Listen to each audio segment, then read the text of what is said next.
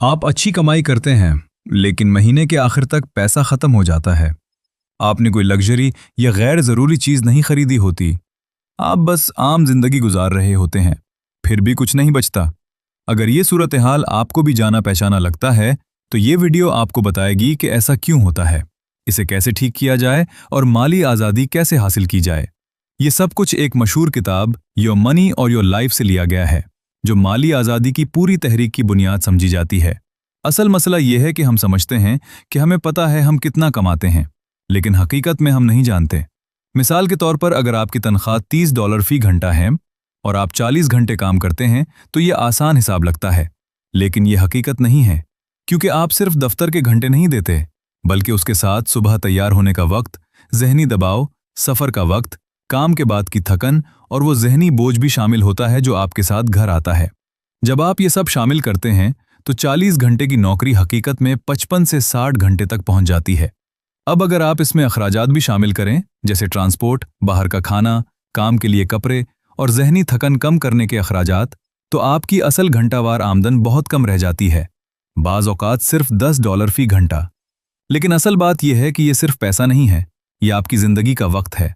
हर घंटे में आप अपनी ज़िंदगी का एक हिस्सा दे रहे होते हैं जो कभी वापस नहीं आता है। अगर आप अपनी पूरी ज़िंदगी को एक डब्बे की शक्ल में देखें जिसमें हर खाना एक हफ्ता हो, तो अगर आप उसी साल जीते हैं तो आपके पास तकरीबन 4160 हफ्ते होते हैं। लेकिन अगर आप 30 साल के हैं तो उनमें से 1560 हफ्ते पहले ही गुजर चुके हैं। अगर आप नींद निकाल दें तो मज़ीद सैकड़ों हफ्ते ख़त्म हो जाते हैं, और रोज़मर्रा काम जैसे खाना पकाना, सफाई और दीगर जिम्मेदारियां भी वक्त ले जाती हैं। आखिर में आपके पास असल आज़ाद वक्त बहुत कम बचता है। इस हिसाब से अगर आप एक सुस्ती टी शर्ट लेते हैं तो वो सिर्फ $20 नहीं, बल्कि आपकी 2 घंटे की ज़िंदगी है। और अगर आप $400 की जैकेट लेते हैं तो वो 40 घंटे यानी कई दिनों की ज़िंदगी के बराबर है। जब आप पैसे की जगह वक्त के हिसाब से सोचना शुरू करते हैं तो खर्च करना ज़्यादा हकीकती और संजीदा लगता है।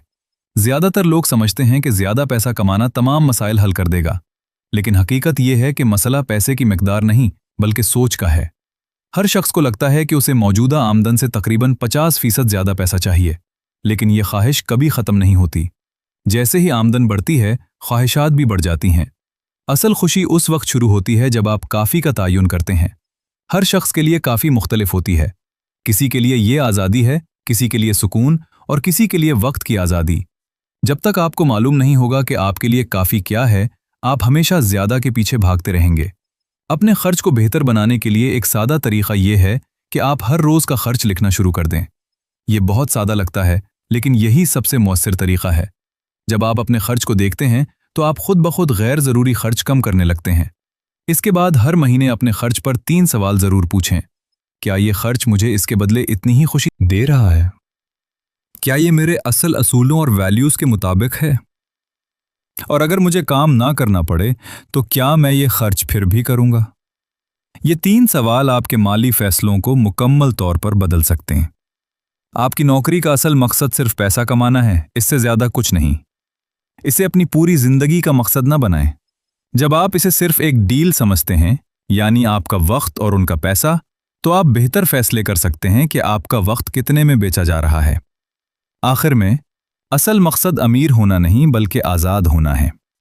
अपनी आमदन, अपने खर्च और अपनी सरमायाकारी को ट्रैक करें और वक्त के साथ देखें कि ये सब आपको आज़ादी के करीब ले जा रहे हैं या नहीं।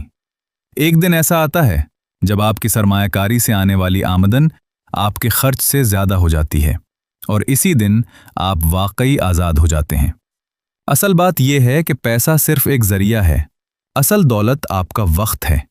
और अगर आपने अपना वक्त सही इस्तेमाल करना सीख लिया तो आप अपनी ज़िंदगी खुद अपनी मर्जी से जी सकते हैं।